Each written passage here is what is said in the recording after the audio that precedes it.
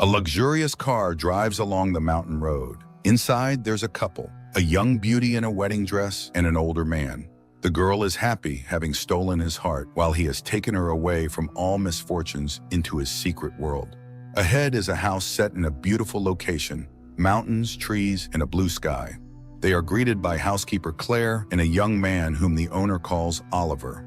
Elizabeth is enchanted by the beauty of the house. Huge glass windows, coziness, and comfort. At the entrance, she sees wonderful flowers, white orchids and lilies, and she realizes Oliver is blind. An evening dinner features a lavish table and well-trained servants, and a night of love follows. In the morning, her husband shows his young wife around the house, displaying its expensive decor, paintings, and precious art pieces. There is a luxurious wardrobe filled with fashionable outfits for her, a wonderful kitchen, and rooms more beautiful than the last. All the doors have biometric locks. In one corridor, Elizabeth sees a frosted glass door and asks Henry what lies beyond. Her husband replies that it is a place she must not enter. The girl protests. She couldn't even if she wanted to. After all, there are locks everywhere. Henry explains that all the biometric scanners are set to the parameters of two people, hers and his. The next morning, Henry leaves. Elizabeth is sad, as it is their honeymoon. She swims in the pool and wanders around the house. Elizabeth asks Claire how long she has worked there and, feeling shy, inquires why such a prominent scholar as Henry married someone as ordinary as her, but the woman does not answer. Elizabeth spends the day reading, trying on outfits and jewelry, and dancing before the mirror. In the evening, she sees Claire and Oliver leaving the house.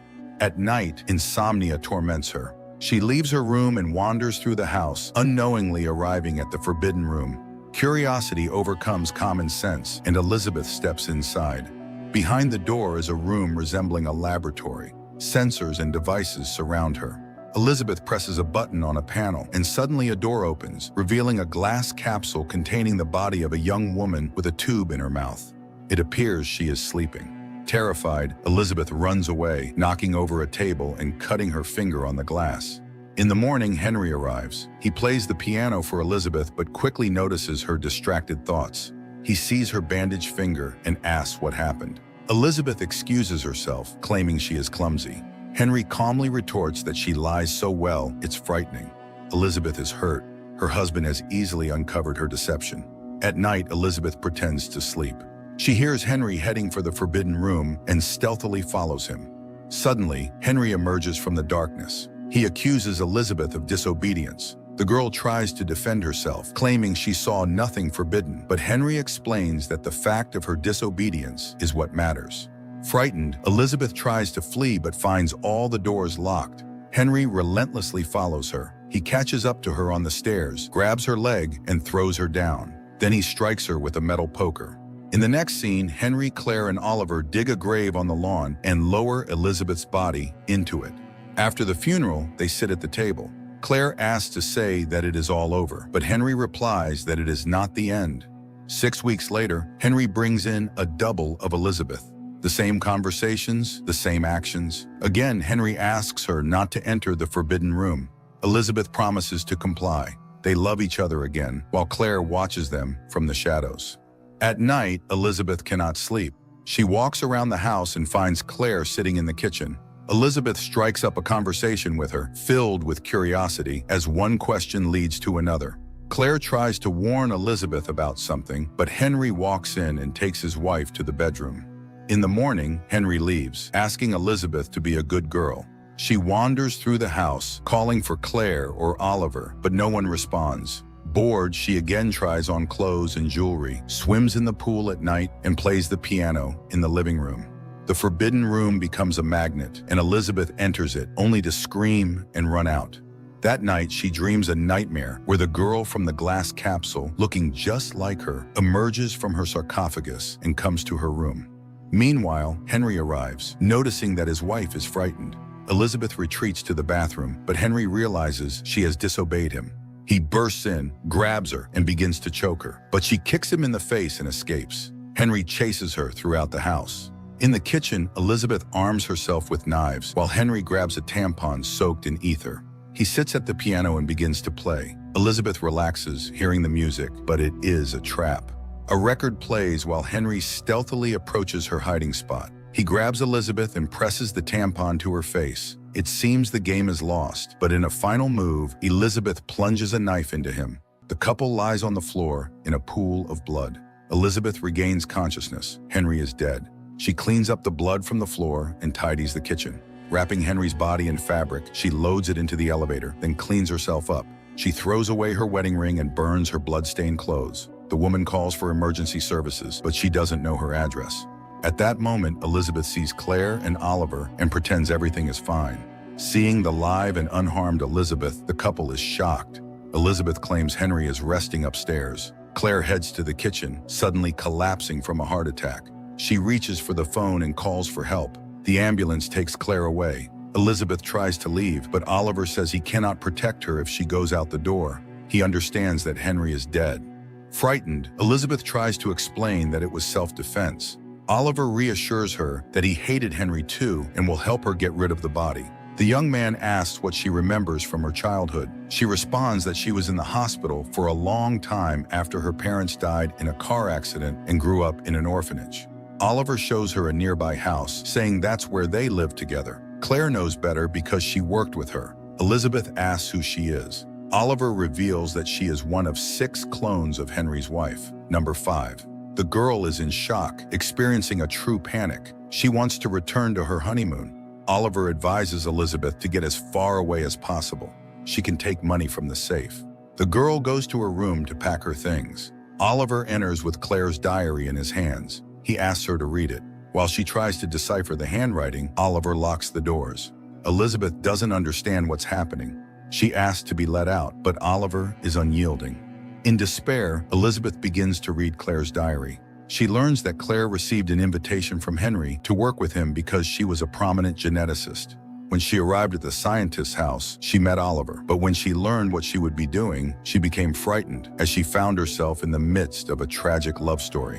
One that was inexplicable, unpleasant, and impossible. Henry revealed that his wife died shortly after giving birth to Oliver from a very rare disease. Her genes had suddenly and severely degenerated. The grief-stricken husband cloned her cells and created 6 copies, but the disease manifested in them as well. To buy time, Henry built cryogenic chambers and placed the bodies in stasis. By the time Claire joined the project, only 4 remained. She began working and decoded the disease's gene. Meanwhile, Henry recorded messages and played music for the subjects. He hoped this would form their memories. However, the latest Elizabeth remembered nothing beyond a few seconds, suffering because she lacked a real inner world. The constant tension in her consciousness became too complex for her body to handle. One day, she entered the lab and fled in horror. The police found her and brought her to Henry's house, where Claire recognized her as her ailing niece. The strange accusations from the girl were dismissed as a mental disorder.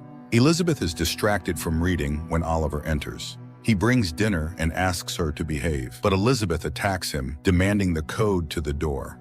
Oliver gives it. The girl heads to the lab, where she sees Oliver working on the body of the latest, 6th Elizabeth. He asks her to support the clone's head. While the 5th copy holds up her clone's head, Oliver injects her with a sedative. In a delirium, Elizabeth sees the memories of her predecessors. She wakes up in a room, chained to the bed. She cannot free herself and continues reading Claire's diary. The woman remembers how they continued their research, but a week later, the clone died. Claire realized that neurodegeneration had resumed. She couldn't handle it. Henry was in despair. Nothing was working. He had wasted so many years and behaved like a madman, but Claire counters that he acted like a lover. A relationship develops between them. Oliver enters the room again. He wants to know what Claire wrote about him. Elizabeth explains that Claire began an affair with Henry after the death of the 3rd subject. The woman didn't know that Henry had altered the samples. This meant Claire had no fault. She had managed to stop the disease, and the remaining clones were healthy. Oliver shares that in childhood he admired Elizabeth because she was the most beautiful being he had ever seen. Yes, he could see back then. The children became friends, which displeased Henry. One day, Oliver saw Henry kiss the girl. That night, the man blinded Oliver. Having recounted everything, Oliver leaves, and Elizabeth continues reading. Claire wrote that she ended the affair herself. Competing with Elizabeth was impossible. Furthermore, Henry spoke about his pain after losing his beloved. Now he dreams of reliving that first wedding night. Claire did not find any records of Elizabeth giving birth and realized that Oliver was not Henry's son. He was Henry himself. He created him because he feared Elizabeth would not want his current self. In the morning, Elizabeth wakes up to the feel of scissors against her neck. Oliver demands she tell him what Claire wrote about him in the diary. Elizabeth admits that Claire considered him a clone of Henry, but that is not true. Henry showed a birth certificate, so Oliver is not Henry. Elizabeth asks if he loves her and invites him to touch her. She removes her pants and beckons him closer. Oliver cannot resist temptation and approaches. He embraces Elizabeth, but the girl throws him to the floor and chokes him with the chain. She has to give him the keys to the shackles and reveal the real code to the door. Just then, another Elizabeth enters the room, aiming a gun. The girls stare at each other. They are identical. Oliver tries to convince the new Elizabeth that the one in the room is sick, that she is an imposter and their enemy. The fifth Elizabeth argues that this is not true. They are hostages and she just wants to leave.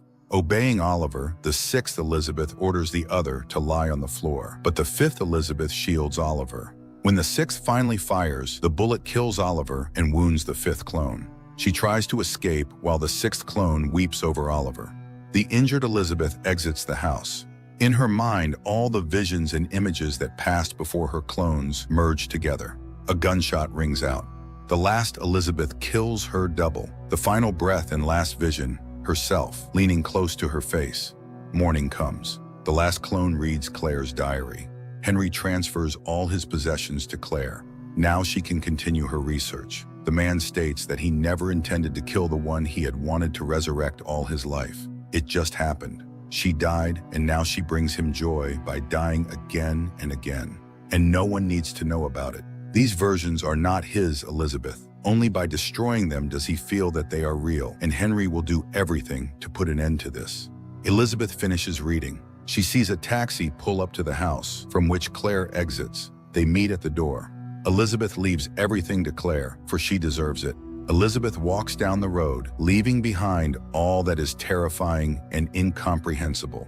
All her life she dreamed of a wonderful man.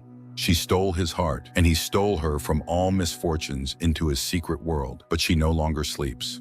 The film prompts a reevaluation of many things. Above all, ethical questions arise. Can a true scientist, called to improve people's lives, use their discovery for personal gain? Is cloning a person without their consent not a crime? Even the greatest love cannot justify violence against a person. And how can one put up barriers to protect a person from such expressions of passion?